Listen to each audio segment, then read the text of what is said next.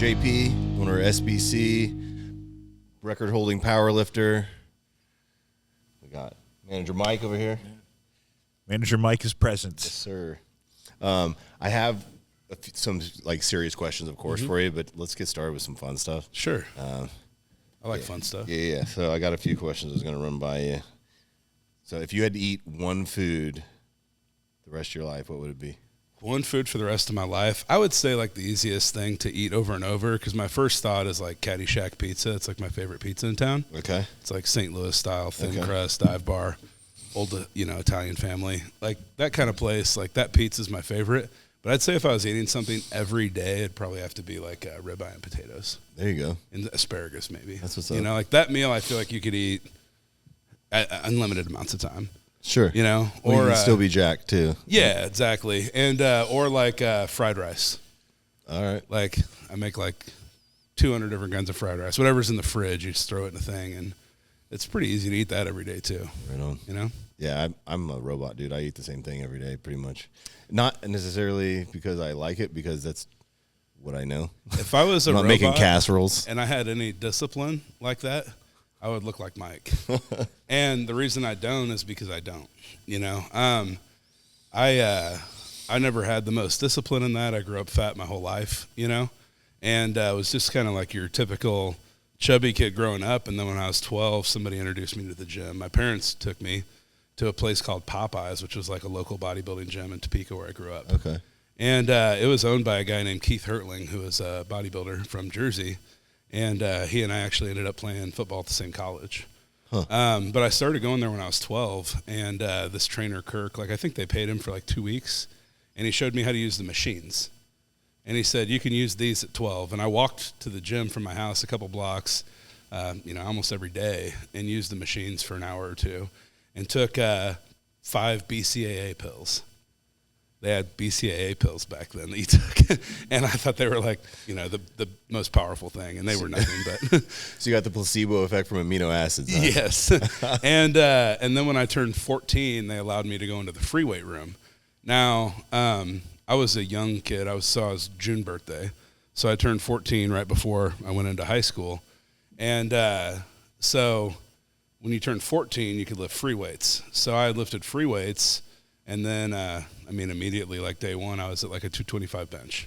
Nice. And because I already had this huge base from all these machines for 2 years. Okay. And then once I started high school weights, the seniors on the football team knew I was going to be huge, and they would pick me up for weights every day, and I would go twice. And so that's kind of how that all started. When did you start powerlifting? I had been around powerlifting meets a touch in high school, barely. I knew a couple other people that did it, but my school didn't participate in powerlifting in Kansas. And I wish they would have, because I was, I benched 395 in high school. That's great. And 405 right at a month after it was over. And I was 17, and I was squatting 530, and we didn't have a whole lot of effort in our weights program, but we did use some bigger, faster, stronger principles from Nebraska. Okay. And Nebraska football was all the rage in strength training, and they did the BFS program, bigger, faster, stronger. And one of the things you could buy from BFS besides their programs, if your coach didn't know how to program, because most high school coaches don't know how to program, then the BFS guide would show them what to do. And they had a buzzer that you could put a elastic band around your quad, and it had an equilibrium in it. When it turned completely sideways at 180, it would beep, and that was when a squat counted. And so when I was squatting in college, everybody was like, why do you go so fucking deep? There's no reason for this. And I'm like, well, yes, the buzzer would go off, And that's just how we knew how to get depth, and so that really helped me out way later. But in college, we had one guy on my college football team named Adam Wilczak, who's now Father Wilczak. He's a priest. Because you went to Benedictine, is that right? Yeah. Mike and I were talking about that the other day. And Adam and I were both 5'10". He was probably 5'8". And on the program, I think it said I was 6 foot because you don't play football barefoot, right? And 3/4 inch cleats or whatever. Fair. So then I was with Adam Wilczak, and we were both freshmen. He was from Hayden High School in Topeka, and we both showed up benching 400 and squatting 6. So then he wasn't really that into football. He quit after the freshman year, and he kept powerlifting, and he was, obviously training where we were training. And in the school gym. And so we got to this point where he was in single ply and he's squatting like 800. And I had never seen anything like that at that time, you know? So this kid's like 18, 19, squatting 800 in a single ply? Yeah. So he's squatting 800 in single ply. He ended up having like a meet at the college, but I don't know if it was official or not. Yeah. And I squatted raw, and I think I did like 615 or something like that my freshman year. And then I think we had bench shirt. I had a bench shirt on, but it wasn't tight. Like it wasn't like I've seen. Single ply. Yeah, it was like single ply. I just slipped it on like a t-shirt. Blast shirt. Is that it was what an they Ninja were? Blast shirt. Okay. Yeah, I'm pretty sure. I've got pictures of it somewhere. I'm wearing like one of my Adidas wrestling singlets because I grew up wrestling, and I think I benched like 430 in single ply, but I ended up doing like 455 in college, and then we didn't really deadlift, but I like cleaned around 315, 325 in high school and college. But when you're like the strongest kid on your team, you don't really have to push that hard to like be stronger. You know what I mean? Yeah. So in the summertime, I was a missionary, or I worked at church camps, or whatever, and or a couple of years I worked at the country club. But I didn't really have to like keep working out to be stronger than everybody in college, because my freshman year I already was, except for Father Adam, and then he quit. So that's kind of how I got into powerlifting a little bit, and then I worked out with a training partner who is a philosophy teacher of mine. I majored in philosophy and theology in college. And so Dr. Madden was a college football player that became a philosophy teacher, and he's at Benedictine still. And he would work out with me at 4:30 in the morning. After I got done playing football, I played a little rugby and worked out with Dr. Madden. I probably did that for 3 years while I lived in Atchison. We worked out at like 4:30 in the morning, and we just did garage workouts. And, I mean, we got to the point where we had to like keep barbells inside or kettlebells because the handles were so cold. And if you heated them up in front of the kerosene heater, they'd get so hot you couldn't touch them. And so, or we would like meet in a parking lot at the elementary school and push one of our SUVs.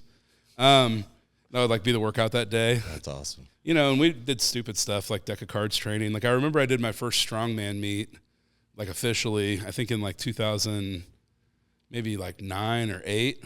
Yeah, probably 2008 or 7. It was at the Legends. Like one of the events was a car deadlift, and for the heavyweights, they put more Hooters girls in the car. Like added 5 Hooters girls to the car. Makes sense. Yeah, it was like a Geo Metro with flames on it. It was weird. And so I did a strongman event there weighing 265, and training for that I just did like body weight training, like only. And I was like, well, I'll show up and do this anyway. Like we'll see what happens. And I ended up tying for first with this guy Nate Butler, who's a really good lifter out of the Raymore area. He goes to Elite Family Fitness out there. Okay. Or Elite Total Body Fitness, I think is the full name. But that was my first introduction to strongman, and I did a few strongman meets. But then when I really got into powerlifting, so after I worked out with Dr. Madden for a few years in the morning, then I moved to Kansas City. I was working in high school sports fundraising, and I walked into a high school gym weight room, and I noticed the coach. He was a wrestling coach for a school that I used to trash on his heavyweight. Like his heavyweight took 3rd or 4th in the state, but I beat him 5 times my senior year, all by like 10 or more points or pin. And so he was like, oh, what are you doing here? And I was like, well, I live 5 blocks away. And he goes, well, we need a coach bad. And I didn't know Oak Park had 5 returning state champions. Oh, wow. And I had a 195er that went 53-0, and a heavyweight that was ranked really high. And, just some really good wrestlers at that school. The heritage of wrestling in the Missouri area is insane. And in Kansas, the wrestlers are just as good. There's just not as many of them. So Missouri is a lot more competitive. And I just hadn't grown up with that, and that was a lot of fun. Well, the coaches that were a part of that team, 2 guys that used to be a part of that team, owned a CrossFit gym, so a lot of us went to this CrossFit gym. And I was going there, weighing like 330, doing CrossFit. And oh my God. I think when we did the CrossFit total, I was like the strongest CrossFitter in the world at the time or something. It was silly. And but I was terrible at it. Like I was doing jump over bar burpees. Right. Taking last and everything, all the time. It sucked, but it was like 5 blocks from home. It was easy. And so at one point they were like, you should really do a strength sport. Like you're like wasting your talent, And I was like 27, 28 at the time. So I started Olympic lifting at my house. I had a garage gym. I was lifting in my driveway. I think at like 3:30 I was doing like 40-inch box jumps. I've got a YouTube channel that I haven't updated in like 3 years, 5 years maybe, and it's got like videos from like 2015 in it or 2013. Like it goes way back, And it's got like CrossFit videos on there. It's pretty funny. And so I was trying to Olympic lift, and I hired a coach, but I wasn't flexible enough at all. I couldn't do it at all. Like I couldn't do an overhead squat. Okay. It was just frustrating. And then I was at a barber shop, and I met a guy named Mark Johnson who owns Big Mark's Tree Service here in town. And Mark was like getting a mohawk shaved into his head with a straight blade by the barber. And he was like really tattooed. And I was like, hey, man, you look really strong. And he goes, yeah, I do bench only powerlifting, which was, if you guys know about bench only, like he was perfect stereotype. Never did legs, just bench only. And no, Mark was a really good bencher. And he's like, but you need to meet Ben Moore. And Ben Moore was the best powerlifter in the area at the time, in my opinion. And he ended up being really, really good. And so Ben took me under his wing, and we like became friends right away. And then I did a meet a month later. So whenever anybody says they're not ready for a meet, sure you aren't. Yeah. But What'd you total at that first meet? It was the same as my subtotal ended up being, 1636, which is my best squat and bench combined. So that was when you benched over 600 or something like that? I ended up squatting 1,003 in wraps and then 960 in sleeves, and then I benched 639. Yeah, right on. So I guess until 2 years ago, I was the only person in the world to have ever squatted 1,000 and benched 600 in the same day at a meet. And then now there's 3 of us total. Okay. So for a little while, that was kind of cool, right? And so when I did that's still pretty cool in my book. when I was I did wraps of May in 2016, and I kind of got into like the top 3 or 5 of all time in that division. And then like I was the 5th squatter to ever squat 1,000 at that point, and then the first person to do 1,006. And then after that, I was like, well, I think things are going the way of wearing sleeves. Because when I got into powerlifting, it was all knee wraps because most people were still in suits at that time. But CrossFit had gotten so big and so many people were going into powerlifting now that it started to move into a different direction and people were going into sleeves, which is way more relatable, right? Because if you showed 16-year-old me somebody in a suit and wraps and everything, I'd be like, what the fuck is this guy doing? This is a waste of fucking time. And why don't you just lift the weight? Because I was never used to any gear at all. And so when I put on knee wraps, that was weird.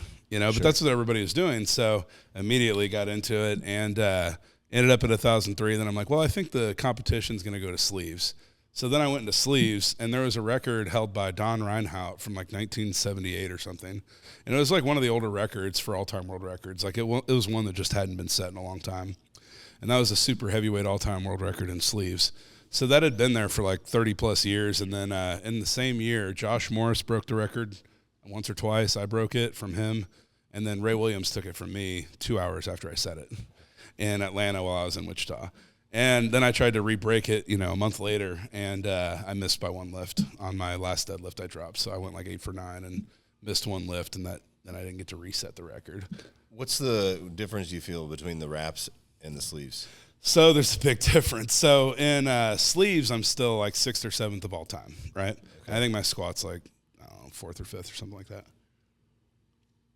The cool thing about sleeves is that it's way more strict. And I like that because I squat deep. And so when you're in wraps, a lot of times more people that are in wraps, untested, and in a mono lift, you're going to see people squatting high. And that's just the fact of the matter. The more gear you put on your body, typically the standard of judging goes down. And it's not supposed to, but that's how the sport just happens to be. And I don't love that about it. I actually hate that about it. And so that's why I run meets. That's why I referee. That's why I help out wherever I can because I want the standard to be high. Yeah, because I think it was when Mike Miller squatted that 1,200, and it was, this squat was like 3 inches high. Yeah. Like it looked like he was doing like a training squat to chain and then come up. Yeah. And they counted as a world record. That's what really I feel like, because I was in high school at the time. Yeah. That's what kind of shot multiply powerlifting. And that's happened in the wrap divisions too. Right. So like, for example, like in Australia, they don't squat, their squat depth is not judged nearly as hard. And there's a lot of people in wraps and in monolifts in Australia in general. Like they're kind of in their own little world on that, right? And so there's a really amazing lifter that I'm a huge fan of named Sarah Rainbow, and she benched like 390. And her bench was so beautiful, and it was part of an all-time world record total, but her squat was a good 5 inches high, maybe 4, but like egregiously high. And like for me personally, if that was a lift that I was given, I would have given it back. And I think that the integrity of the record books is fucking awful. And I don't even know where I'm ranked in reps anymore because I don't care about that division because it's so bastardized. Okay. So which can you squat more in, wraps or sleeves? You can squat more in wraps for sure. It adds about 10% for most people. Okay. But my difference is only 40 pounds, but that's because I spent a few months in sleeves and I got a little stronger. So I was probably, when I squatted 1,003 in wraps, I think I could have done more like 1036. Is that because they're more rigid and more and tighter? So wraps go in different like thicknesses by how much elastic's in them. And I use ones with quite a bit of pop, you know, like a lot of elastic. Some people really like, you know, really stretchy wraps that feel more like seat belts that stop you. I like ones that let you keep going. Okay. And so I would hit them hard and then they would hit me back. And then I would get more bounce, right? Okay. And so then when I went into sleeves, the difference for me was only like 40 pounds. And I guess probably 44 pounds because when I did, you know, sleeves, it was later in the year. So I had gotten a little bit stronger probably. But also I think I could have done more in reps than 1,003. So I did 1,003 on my second attempt and I took a step. I came up really fast and I was really jacked up and I took a step right before the judge said I could. And so I had to do it a second time. And if I would have gotten the second, then I would have gone 1036. Okay. So, or like 1024. But you squatted raw at the, what was the animal booth? the animal cage, yeah. Yeah. So at that one, we were in wraps. Rob and I were because we were getting ready for a meet that was in wraps. Okay. The 2018 U.S. Open. So Rob Philippus and I, Quads Like Rob, Yeah. we were both in training for the same meet, and we were both like planning on squatting a little over 1,000. And so I wanted to get in the animal cage. I hadn't had the opportunity. Somebody reached out to me and said, like, hey, do you want to be a part of this? And they were like, you know, we're pretty booked, but if you can find a spot in there. And I go, well, you know, I called Rob. He's a friend of mine. And I said, Rob, can we squat together? You know, what's better than one person squatting 925 for a double? I remember that. You guys road trip down there together, right? Yeah. Well, his license was suspended at the time. Well, Rob used to run all of our powerlifting meets out of Yeah. our Manhattan gym. Right. Yeah, I haven't talked to him in a while. Not sure what he's up to. living right now. I don't know if because he's not hosting meets anymore that I know of. But He's not really competing either, but, Okay. you know, I know. we had a lot of fun. You know, he's got older kids, and I don't really know what he's up to these days, but I think we all have a shelf life. Sure. You know, because he and I both got into this as like, you know, kind of not that young of a How old dad. are you? I'm 39. I turned 40 in June. Right on. So, yeah, we're well into our hot dad years now. So it's more about what it looks like than what it can do, I guess, at the moment. I can still bench, but everything else is shit. Yeah. I wanted to circle back to Benedictine. Did you go there by choice, or was it for scholarship, or what was it that brought you there? Well, being like, you know, a 5'10" lineman, you know, it was either go to a small school and play a lot, and go to a junior college and earn your way onto a D2 or D1 roster playing defense, most likely at my height. But I didn't want to go to I didn't want to go to a junior college. Like, I just didn't want to do that. It just didn't seem like what I wanted, you know? I like that family atmosphere, community atmosphere. And, you know, I felt that way at Benedictine. It was only an hour from home. It's a Christian school too, isn't It's it? a really, really devout Catholic school. Catholic school. Yeah, Okay. and I've never been Catholic, and right now I'm really nothing. But the school was a really good family atmosphere, really good people. I was a tour guide. I worked as an RA. I ended up working for the school for like 5 years after I graduated. Right on. They created a position in the admission office, and then I worked as like the assistant director of admissions for a couple of years. So, and recruited St. Louis for a while, and then Kansas City. So I loved going there, and I started my freshman year. I think when you show up to college, they don't know if you're going to be shit or not. They're just like literally like throwing pickles against the window and seeing which ones are fast, you know? And so they get, you know, like 50 kids in, then half of them leave in a semester at even small schools, because small schools, what they don't tell you is that they can have as many athletes as they want. They're not limited to NCAA rules. So they want enrollment, so they're going to try to get as many freaking people they can. Was Benedictine NAIA? Yeah, and so they had like 190 guys on the team at one point. I think my first year, I was second string behind a fifth-year senior, and so I got to travel. Two of us freshmen got to travel and like led it our first year. And it was me and a running back from Ray-Pac named Eric. And then I started for 3 years after that at right guard, like the deodorant. That's how my mom remembered the position. So I played the same position all 3 years after that. I mean, they always say, like, you need to know all the positions, but I never moved. So I knew them all, but I just had to stay there. Right on. It worked out. When you're with the powerlifting, I mean, obviously you host meets, you referee. What organization are you in now? Because I know there's, I don't know, it's probably been a year or two now, but there's a little turmoil. There was a year ago, just over a year ago. And so the issue is, I think in a lot of strength sports, people ignore a lot of principle just to not make waves. And to be honest, like, fuck that. I'll make a wave if I have a principle to stand on or not. Okay. You know what I'm saying? And so we were basically told, like, hey, we're doing this with your money as meet directors. This is the USPA. So we were working for an organization that I thought was the best one that we could work for. Mm-hmm. And because there's a bunch of them, and you can kind of choose who you want to work for or work with. Mm-hmm. And so we were working with the USPA because we thought that it was the best option we had at that moment for judging, for the way the meets were run, et cetera, the support we had, blah, blah, blah. Size of the federation, the records, everything. So they had gotten to a point where the people at the very top of that organization I just didn't trust anymore. And they were supposed to be conducting background checks on our referees, and they weren't. So, like, there were predators in place at weigh-ins for children, people put in a position to put hands on people in an official sense that shouldn't have been allowed to do that. Okay. And they could have stopped that, and they didn't. And that was money that they misappropriated from people like me because we were paying them thinking that they were doing all these checks. And then the people that were in charge of that, I said, if they're not gone, then I'm gone. And when that person stayed a part of the board, then I said, hey, it's no offense, but we have to leave.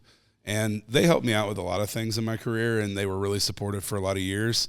But at some point, you just have to have, a backbone about it. Sure. And so we decided that we felt like we could do everything we wanted to do the way we wanted to do it through the WRPF, the World Raw Powerlifting Federation.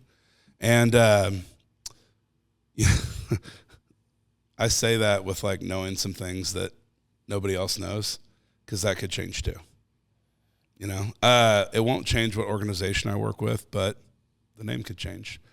Okay. Even that federation doesn't have all their shit together, they've got a guy at the head of their federation that is, not the best for powerlifting, but everybody else that's around him is, and he just won't get out of the way. And so we're kind of trying to be in a position now where he gets out of the way and everybody can just run free the way that we need to, because he's in charge, and you can't have somebody in charge that isn't the right person. Right on. And so we work with the WRPF, and whether the name stays that or not, it doesn't matter. It's still going to be the same federation. But the WRPF offers untested and tested. They offer monolift or no monolift. They offer the commands that we like, judging that we like.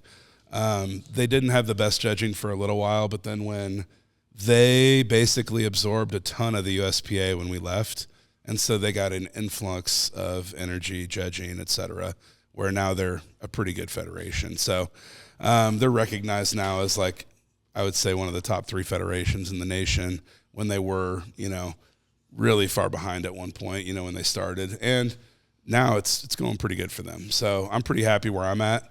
Now, the other thing is they also allow us to work with the USAPL, which is the biggest federation in the world. So the IPF could be the biggest federation, but the USAPL is the most members, the most competitive, the creme de la creme, right? And that's all drug tested. So we host WRPF tested and untested meets and USAPL tested meets. Didn't PL used to only be natural?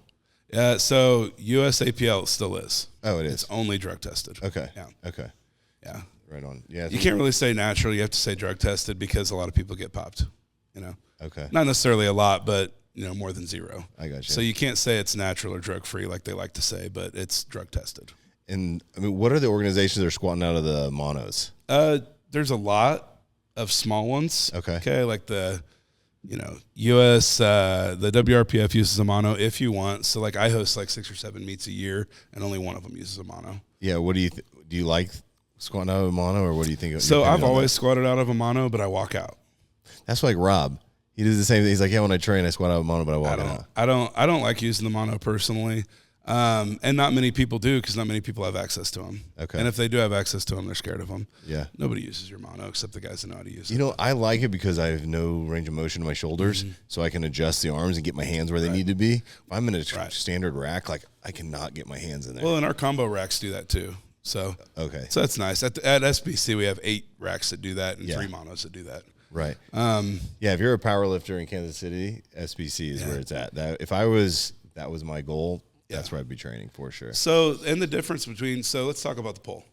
Yeah, so we recently had the Sweat Sisters. That's they more did an relatable than Instagram this poll, Federation which shit. is honestly, it was brilliant on their part. I don't think they expected to get as much traction as it did. I don't think they wanted it to go the way that it did, and so because I know them personally. Well, it sounds like they got more traction than they planned, and That's I don't good. think they ran a bunch of like tests on this stuff. No, they only have 300 followers or something, and they're sweet girls, but it's a young page. Yeah, And I don't know where Abby goes to work out, but I know that she's been here before. Emma goes to Body Shop as a regular, and she loves SBC, but she's not close to it. And they've both been super supportive, and we have community workouts. They always come. They're good community members, is what they are. They're a link from Supplement Superstores to our community that they're just like S2 and Jeff and Kyle and everybody. They're good for everybody, and they're good kids. And so it's just funny because like in the first round, the Body Shop got beat by Zone 6, and that's no. By the way, I think our bracket was the harder bracket of the two. Yeah, it might have been. So right when I saw it, I was like, okay, well, this is cool, but like the foundation has 4 gyms and probably 8,000 members, and I have 300. Right. Like I'm not why. I mean, what am I going to do? Pump it on my social media so I can prove that I have a popular social account? Sure. Because Ethan and I have 50,000 followers together. Well, what's that prove? Nothing. So I didn't give a shit. But so I saw it and then just like said thanks for your support and then like never looked at it again. And so it's fun, but when I saw that Zone 6 was over Body Shop, I was just like, well, I don't take this seriously now because Zone 6 is a fine gym, but it's a straight up commercial gym. Mm-hmm. Body Shop's got soul. Agreed. Caleb's got soul, and I think that they care about the community. Zone 6, I'm not so sure. You know what I mean? Like, I've met a couple people there, and I used to have a friend that worked there, but it's just it's a box gym. Yeah, I've only been there once, so I can't really make a good call on it. Yeah, I live by it. I live like 8 minutes from there, and my old gym was by it, and so I have a little bit more experience with it. And yeah, other than that, I was like, okay, well, this is fun to talk about, but I don't really take it seriously. Yeah, I was amazed how, like, on our last, when it was us, the foundation versus Zone 6, there was almost 1,100 votes. It's wild. It's just wild from a little page like that. Yeah. But I feel like that's not to mention like there are 500 and something comments, 600 something comments. So I didn't with a look total, after like, the first time it was posted. 1,600 total votes total. Who ended up winning? Like, I don't know if they posted yet. Is it over? When it was, so the first round was, they did win. Okay, so Zone 6 won, which is interesting because they have one location. I don't know their member base is that big, but so the thing was, so Flex had, they kind of make no noise. yeah, yeah. Flex, who'd they go against the first time? They were they won their first round. I think Blue it was Springs against Blue Springs Fitness, and then the two at the bottom. I'm not trying to be a dick. I don't know what Eagle Fitness or the other one is. The Eagle is out of Liberty. It's a small gym. Okay. She actually has pretty good equipment, believe Sure. it or not. Yeah. But it's a little gym. Oh, I remember it now. I didn't Yeah. know it was still around or not. Yeah. I actually, when I was opening up my Liberty location, all of her equipment was delayed, so I went in and tried to buy her out just so I could take her equipment. Yeah. But she didn't bite. So here we are.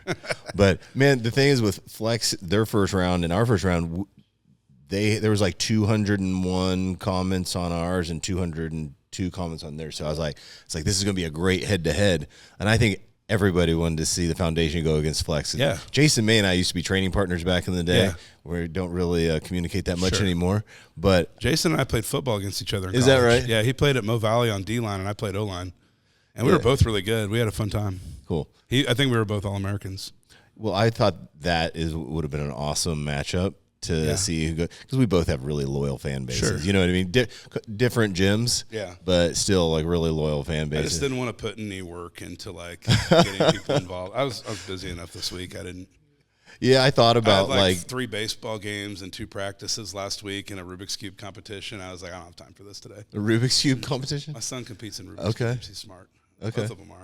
That's what's I don't up. know where they got that shit from. Their mom's really smart, but she's not like a math whiz like that. Okay. But so there's a guy that I work out with named Tyler, whose Instagram tag is World's Strongest Web Developer.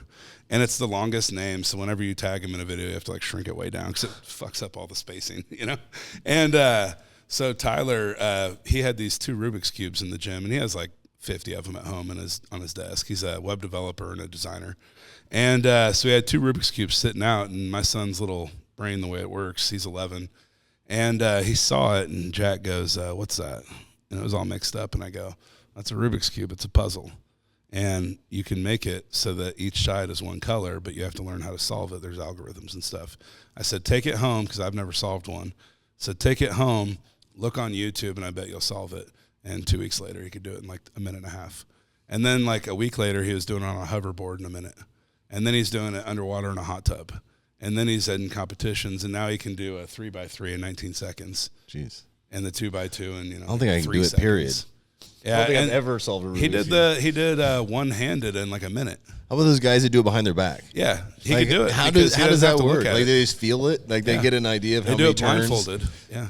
So I solved the Rubik's Cube. It took me like 3 hours with the instructions. I eventually solved it. One of my friends, he was down at the lake and ended up getting on top of a dock, and like it fell through. He punctured his leg. He almost died because he lost so much blood. So I was sitting there recovering with him, and somebody gave him a Rubik's Cube. Naturally, what are you going to do when you're sitting there all day? So I went in there and visited him, and he had it. And I solved it with the instructions. It took me a while, though. But it's pretty complicated because, there's an algorithm. Once you get the algorithm, though, then it's just repetition.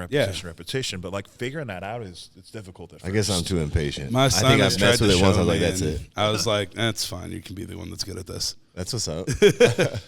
Yeah. Well, switching back to that poll, why do you say that those girls, the Sweat Sisters, put it on, they didn't like how it turned out? Or Well, like, for example, like, Emma is a very, very loyal member of the Body Shop, and they lost in the first round. Got it. And so, like, of course, she doesn't love that, and it's her own poll. Cool. You know, but they just wanted to promote, you know, and it stimulated some good conversation. I had a good conversation with John Ott about it, where he was like, you know, hey, I kind of want to go to all these different gyms for a week and, like, see. I talked to a guy, I was at a comedy show last night with Wasserman, and we ran into a trainer who was saying, you know, I want to come in and, you know, try all the different sports. So he wants to come in and power lift for a week, and then Olympic lift for a week, and then do strongman for a week, and then go to the next gym, you know? And because that's what we're good at. If people that are listening don't know, we're strongman, powerlifting, and Olympic weightlifting. And then if you want to bodybuild there, you sure can, right? And but those 3 sports we support better than anybody in the city by a mile, you know? And so Ethan, my co-owner, he's a 3-time national champion weightlifter, and he's a chemist. He's a very smart person. He's a great guy. He's my perfect counterpart. And so when it comes to Olympic weightlifting, we're completely outfitted for that. We host competitions. We have a lot of competitive weightlifters. And then when it comes to powerlifting, same. I mean, there's, you know, a couple gyms that have 1 set of powerlifting equipment or racks, and that's great. We have, you know, 8 sets or more of everything. So when it comes to barbells, we've got over 70. We've got 15 power bars, 11 deadlift bars, 10 squat bars.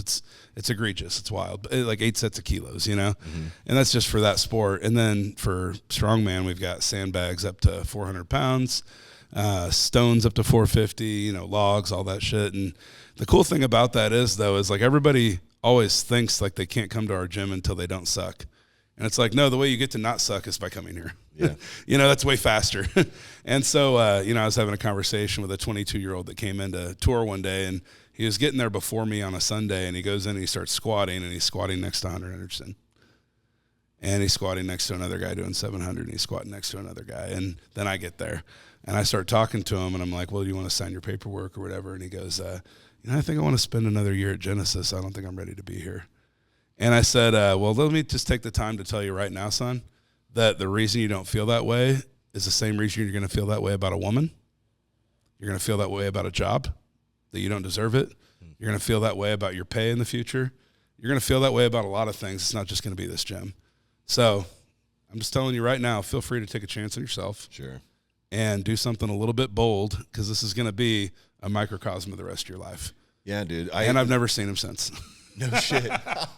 So maybe he'll come back. I don't know. Maybe he's off at Genesis getting ready for the big show. I don't know. Probably not. It's funny you say that because last night I was actually talking with a friend, and they were like, I have like 9 business ideas that I've drawn out completely in full, but I'm not going to launch until it's perfect because I want it to be perfect. And I said, well, you're never going to launch. Never. I have a handful of businesses myself, and it's like, dude, I don't know what I'm doing day one. No. Not really. I just got like a passion for it generally. And then, build a parachute on the way down to a degree. It's got to be a calculated risk.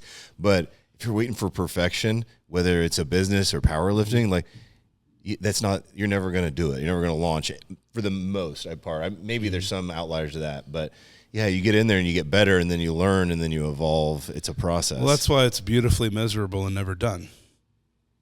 Right? The idea is never done. It's like bodybuilding. You're never done. Right. Oh, Man. You either decide to stop pushing or not. You're never done. Yeah. People still ask me if I'm going to compete, and I'm like, yeah, sure. I don't. Probably. It'll come up. Yeah. Like the other day, yesterday, I was sitting there on the toilet. I'm like looking at something. I see the log lift championship, and I see who signed up, and I'm like, fuck these guys up right now. And I haven't lifted a log in 2 years. And I was like, I'll do it, but I'm hosting a meet the same day. So I still have that in me quite a bit. How many meets are you like hosting or running a year? Somewhere between 5 and 8 a year. It just depends. It kind of goes in and out. And that's out of your own facility? So I host 5 out of my gym, which I feel like is kind of our capacity. Yeah. For like how many times I want to close on a Saturday. Okay. And do all the work. Yeah. So we do USAPL state championships for Kansas in January. I helped co-run the regional championship in Des Moines, which will probably be somewhere in Kansas City next year. And it'll go back and forth with me and the other co-director. And then I have one coming up, a strongman meet coming up next week, 2 weeks away, April 13th. Strongman meet at the gym. It's $10 to get in. It's fun. Cool. And then we've got like silver dollar deadlift and log lift. We've got a Highland Games weight over bar for one of the events. It'll be fun. What's a silver dollar deadlift? So back in the day when like Bill Kazmaier used to compete, they would have like these clear containers, like tall milk crates kind of, but like with plexiglass on the side. And they would put a barbell through it, and it would be full of silver dollars. Oh, that's like up to 1,000 pounds. And so these are just sleeves that go on the end of the bar, and they hang down in an L shape, and then you just set weights on them. So they bend the bar extra. So we can't even use a deadlift bar for the contest because it whips too much. Like the won't even get off the ground. Use like a power bar? We have to use a power bar, and we've got lifters like Travis that are doing over 1,000. So it should be pretty fun. Nice. We've got a big pro lifter from Texas coming up that's a fucking monster, and I guarantee he does well over 1,000. What dictates or what classifies you as a pro lifter? So in strongman, basically you can be a novice for 2 meets, and then after that you can go into the open, and you can always be in the open if you want. But if you really want to be challenged and you want to make money, then you go pro. Pros compete for money, and you can declare yourself a pro even if you're not that good, but you'll get your dick knocked in the dirt. So careful who you consider a pro, Right. But we've got like a girl that I coach up in Canada that's coming down. She's like 6'3", and she's coming down to do the pro division. She'll probably coin deadlift about 600. There's some strong girls and guys that are coming out to that. So we have that. The week after on 420, we've got the Special Olympics Powerlifting Championships. Nice. So that is the most fun thing we do all year. So we set it up just like a meet, fog machines, banners, professional photographer donating photography to all the athletes. They get to compete for whatever they pay Special Olympics, like $20-25. They get paid, the athletes? No, I'm saying they probably pay to like be in the event, to enter. like, just like they pay to be a part of the soccer program or whatever. And the way that they treat Special Olympics treats powerlifting like any other sport, where they just give them like 6 weeks. So some people do it year-round. Some people just do it as a season, and they don't do it year-round. And you can understand why it'd be tough to coach Special Olympics powerlifting all year. Right. The athletes that are really good at it, though, they do it all year. Like Charlie, my athlete, he does it all year. He took second in the world at the World Championships. Like, friends with Tim Tebow now. Like, he's a funny guy. But when the Special Olympics competition comes around, like, they don't have to have any experience. The one we host is called the Area Meet. And when we got involved in it, it had 3 competitors, and now it has 45. Pretty awesome. Nice. We're so stoked about that. And they were doing it like where it was only like this part of Missouri, and I'm like, no, invite Kansas too. Like, this, as bigger the better. And I said, we'll have the best spotters for it. We'll have the best everything. Last year, John Hack was the back spotter. And John Hack's the best powerlifter in the world. And this girl who's like 12 years old with Downs, who's never deadlifted before, she picks up the bar and she ended up turning around to look at him and like swings it at him. Oh, he's like, I got you. But it's the best event. And it's the most fun. And, you know, I put out a call for volunteers yesterday and have 15 signups already. It's our best event that we do. So that'll be on 420. And then May 4th, I'll do a meetup in Omaha that's tested and untested at a hotel up there hosted by Iron Heaven Gyms, okay, which is kind of like the foundation of Omaha. I would say. Is it Iron Haven? Iron Heaven. Heaven? Yeah. Okay. Iron Heaven, Isn't Nick. there Bob's up there also? Bob's Fitness, yeah. And then, but do you know Nick, Baby Rhino? Vaguely, yeah. He's a bodybuilding coach up there for BR Physiques. Yep. And they also own Rexius Nutrition, which is like the S2 of that area. Gotcha. And so they own Rexius in like 3 or 4 locations in Omaha. And so they invite me up so that I can, you know, run the meet officially, and then they help me with equipment and setup and everything. I see. And then I bring in the judges and all that. Wasn't there a Rexius here for a while? I don't know. There could have been. It would have been a while back, but yeah. Okay. And then so I'll run that in May, and then we'll have the Sunflower State Games for Kansas in July, and we do powerlifting and weightlifting on back-to-back days. Yeah, and you did that out of my gym in Manhattan one year. It's been a couple years now, though, right? It's been like 2 or 3 years. 2 years. Yeah. 2 years. So they wanted us to host it somewhere. I didn't want to host it, so I called you and said, hey, we need to have this in a real gym so I don't have to bring flooring. Because I didn't want to travel with flooring or 5 racks or whatever. Right. I just wanted to bring 1 rack, a set of plates, and no flooring. And so we had it at your place, and then our gym got completed because that was when we were building the gym we have now. Right. And so then we completed. Now we're able to host that on the Kansas side. Most of the events are in Topeka, but we're like, hey, if you want us to host this, we're doing it here. Sure. And so we do powerlifting on Saturday, weightlifting on Sunday. Then we do an all-women's meet in September, which benefits MOXA, which is a battered women's shelter and domestic abuse shelter here in Kansas City. And I think this year with Jen Ward, who is the director of that meet, I basically just facilitate and empower Jen to host the meet, and I help her how she needs. And they donated $4,200 this year to MOXA, which was really cool. And then our last meet of the year we host is in December, and that's our monolift meet where we do tested and untested and have our monolift meet in December called Only the Strong. This is the shirt. Okay. Yeah, running those meets isn't a joke. I lifted with Gene Richlack up in Pennsylvania when he started the RPS. And I travel around with him a couple times to set up those meets. It's work. So, and then funny story with the flooring. Yeah. So one of the venues he would do a meet at, think about like a Dave & Buster's with a bar, a huge bar, and like a dance side attached. Like it was called the Pig Pen. It was the coolest place ever. Anyhow, they put the meet on the stage where the bands would play. That's awesome. But the first year they put it on there was no flooring or anything. Some guy dropped one of his deadlifts, and it went through the stage. Yep. So you're absolutely right with the flooring, and that spurred that memory. So the next year we came out, he had these big iron, basically, if you think of this table, like just these big iron things made that we put on the stage. But yeah, it was crazy. There's a Genesis location that they have a deadlifting area on a subfloor. Oh, God. It's the same thing. Like, every time it lands, boom. Yeah, well, the floor's busted out. Yeah. Like, you can't deadlift. You got to be on concrete. They did a regional meet in the WRPF in a second floor of a convention center over a restaurant. Wow. And the first day when they were deadlifting, they went upstairs, and the guy that ran the meet, he goes, I hid it on the truck so they couldn't tell me to stop. Because that wasn't even the heavy day. The heavy day was the next day. And that's why I'm so picky about where I host meets. Oh, yeah, you got it. And that's why I want to host them at my place, because I can set it up in 30 minutes. Okay. You know, to an hour, like an hour and a half is our meet setup time. And so, you know, I don't want to dick with like having a terrible setup, you know. And transporting. And Gene was a crazy guy. So Gene actually squatted deep. Oh, yeah. He squatted 1,000 pounds the way you're supposed to. He passed away far too soon.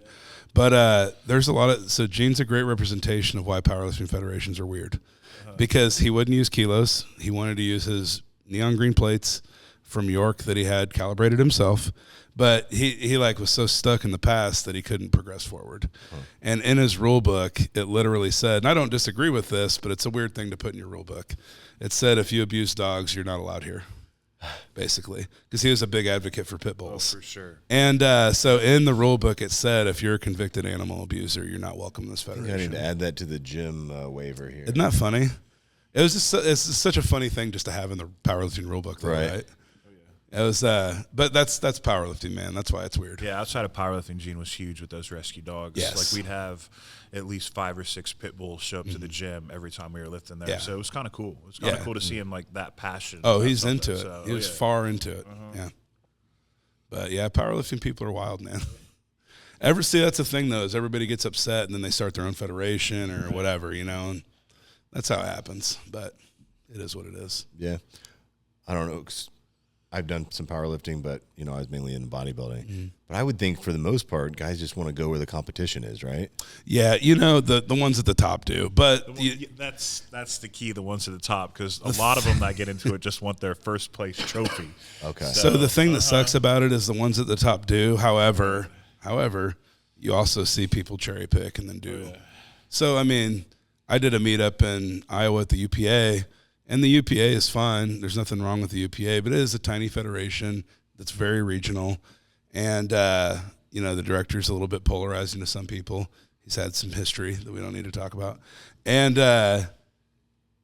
they used to have a lot of guys in that federation setting world records all the time because the standards weren't that good. Not locked out deadlifts, not to depth squats, stuff like that.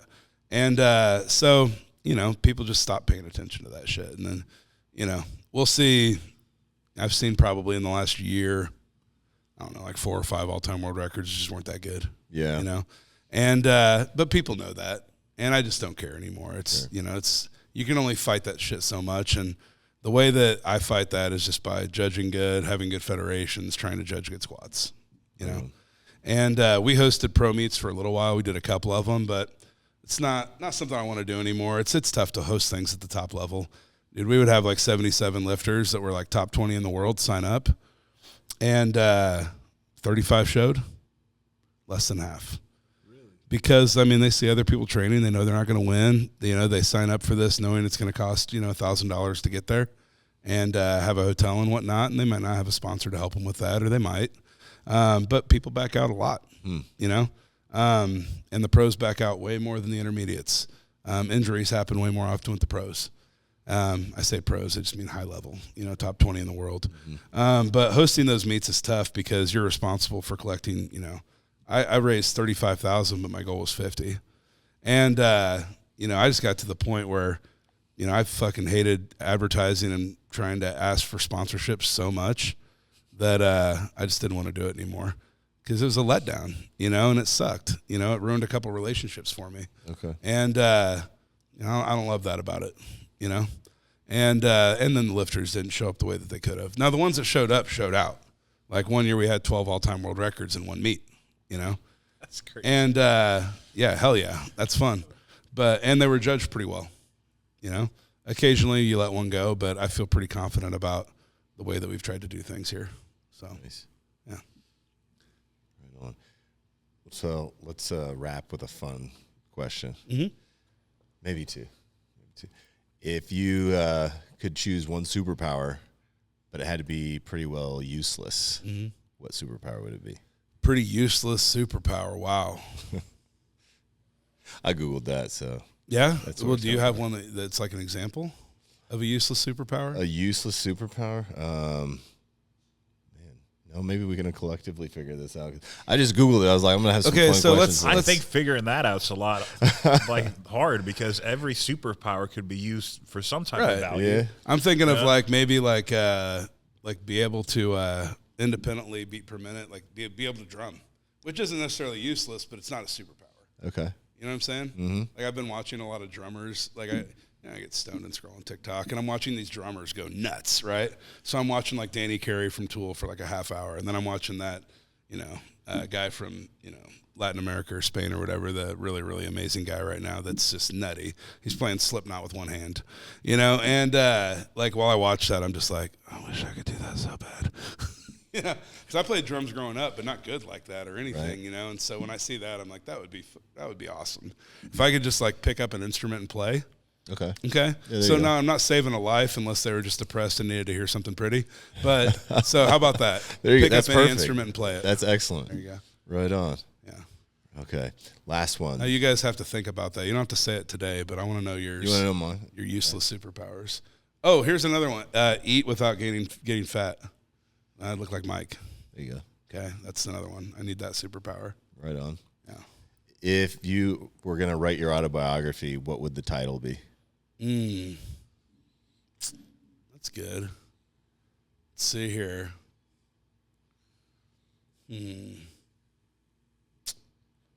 That's tough. I agree. These aren't easy questions. Yeah. I would say that if I was writing an autobiography, what would it be? The title. Right? Like, I was talking to a guy who wanted to write a movie one time, and he wanted to call it like The Heavyweight, you know? And it was just about like what's different about being a human that's larger than normal. There you go. That'd be perfect. You know what I mean? Yeah. And it was like a day in the life, like following, the heavyweight. That's kind of a good title. Yeah, I like it. Or That's something perfect. with power in it. Or yeah, actually, here I already know what I would name it. So there's a song by The Ghost Inside, this band, and I was listening to it one time, and it really, really resonated with me. And the breakdown is keep those you trust right by your side. Only the strong will survive, and then it goes crazy. Okay, so Only the Strong. Yeah, I was going to say, I thought it's on My there. training company is Only the Strong LLC. My thigh tattoo matches this. My tattoo artist did this. But our clothing brand is Only the Strong. So Well, there you go. I would just name it Only the Strong. Tight. There you go. I like it. Actually, I had a good answer. Fuck, yeah. Right on. Is there anything upcoming or anything you want to discuss? If not, let's Discuss, promote. Yeah, hell yeah. Strong Barbell Club, we're on Instagram. I'm on Instagram at JPLifts_SBC.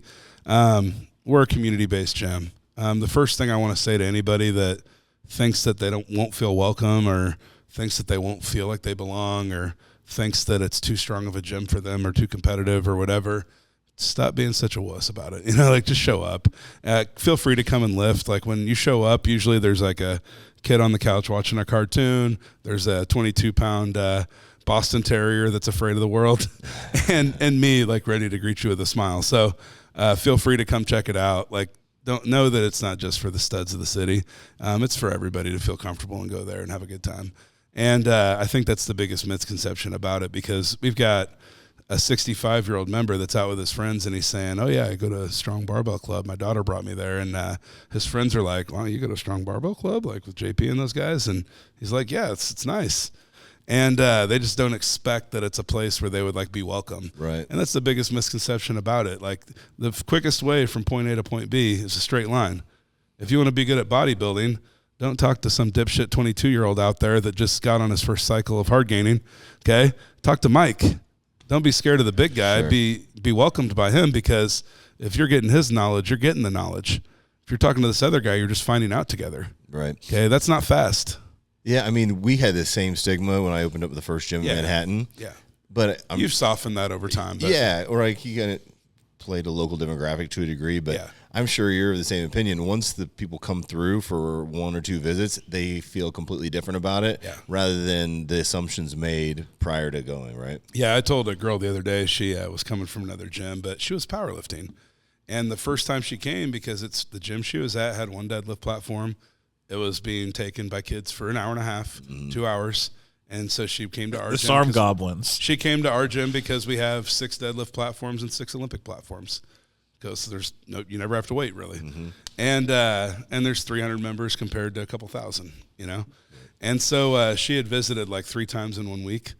And then one day I was walking by and she said, what's the, startup fee? And I said, the startup fee is all the day passes you buy while you're in denial. There you go.